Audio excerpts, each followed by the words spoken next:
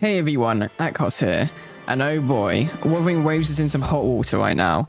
Their first anniversary awards have sparked outrage in the community, and even after their compensation, players are still not happy. So today, let's break down what went wrong, why players are upset, and whether Kuro Games can still salvage this mess. So Wuthering Waves' first anniversary was supposed to be a big celebration, right? But when players saw the rewards, the reaction was underwhelmed, to say the least. Now, I'm going to keep it straight. Those awards that were originally planned were straight garbage, and unfortunately, most of the awards that were actually half decent were geared towards new players, which isn't helpful for us day one players. Now, fans compared it to other gacha game anniversaries, looking at you, Genshin and Honkai, and called it stingy, lazy, and even disrespectful to the player base, which I do agree with. After the backlash, Kuro Games tried to do some damage control by adding some extra rewards, which is the 10 standard weapon and premium wishes. The problem is with that though, is that it feels like it's the bare minimum. Players expected a hell of a lot more, such as like a free 5-star, not a last minute band-aid fix. And to be honest, not being funny, these 30 wishes, although I really count it as 20 because the standard wishes really aren't all that good. It's simply just not enough, and on top of that, we weren't even originally going to get it. Now, I did see somewhere that these 10 of each pool was actually already predetermined, and by that I mean these extra 30 wishes that we're getting isn't actually extra wishes. Apparently they were already going to give it out anyway, but seemingly they just announced it now to tell everybody to shut up, really. It really is a big issue because anniversaries in gacha games are a big deal. They're a time for devs to show appreciation, bring back players, and celebrate with the community. When a game like Wuthering Waves, which has its share of ups and downs, fumbles this hard, it makes players question if Kuro Games even cares. And while I certainly do think they do to a certain degree, it is certainly questionable the decision makings that they've been making. I can't say, I mean, at the end of the day, they are a company, but this is quite the brain dead thing to do. I mean, they saw what happened with Genshin and Honkai, and they still went through with it. It's just very bizarre. I'm not sure what they were thinking there. Now, I'm personally of the perception that they just want to see how much they can realistically get away with, but I do think Kuro Games, like Tectone and the Gacha had a good watch of that. I think I watched the whole thing. And I did make a good point of, you know, Kuro Games has got a lot of room to mess up before anybody is realistically going to ditch the game.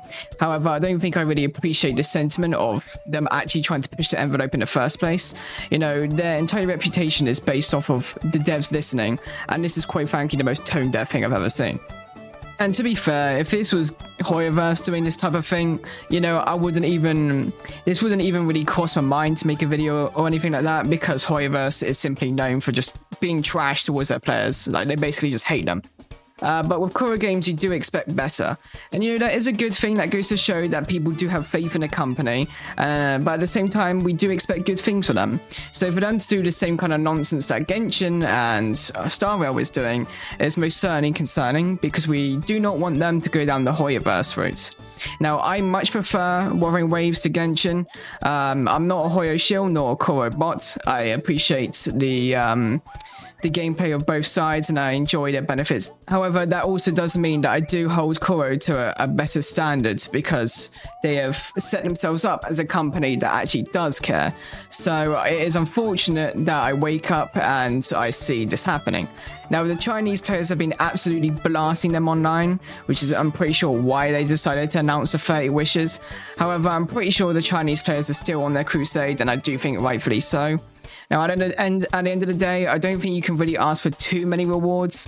It is a company after all, and there is such a thing as too much to ask for. However, I do think a free 5-star is certainly reasonable and should be expected. Do I think that there should be a free 5-star on a weapon? No. Do I think that a standard bandit select would be good enough? At this point, no. I think one free copy of the Bard, I forgot her name, but I do think that a free copy of her would be good. I don't think they should give out Zanny for free, because, quite frankly, that is going to be the cash cow. I wouldn't even expect them to do that. However, I do think that they should supplement it in some good way, or a free 5-star ticket for any previously old limited 5-star, or like the leaks used to say, Yinlin or Jian or their weapons. I saw that leak. I know you shouldn't trust the leaks, and it was probably some garbage AI channel saying that, but it's probably a pretty good idea. Typically, I think if they started this at the beginning, a free standard banner weapon selector or a free standard banner character selector would have been acceptable, but now that they've made this grand failure of themselves, I do think that they do need to actually significantly up the reward. All in all, it's currently hard to say what the impact of this anniversary failure is going to be. I think we have to wait and see what actually happens on the anniversary and how they respond, but undoubtedly this has left a stain on Kuro Games. People will not forget this. Even if they do fix it, people will not forget. Now, I do think people should forgive them if they do give out adequate rewards. I don't think it's necessary to hold it against them. However, if they were to fix rewards and then do something equally stupid again, I do certainly think that holding this against them is perfectly valid. I think very much the perception of this game is hanging on the balance of this anniversary right now. I do think the base game itself is very good. I think the future plans are very good. The patch is meh for me, but I mean, I'm not too bored on that really right now. I do think that they really need to make sure they knock it out of the park with rewards this time. This 10 pulls of everything is just not going to cut it, and I hope Kuro Games can sort out this problem.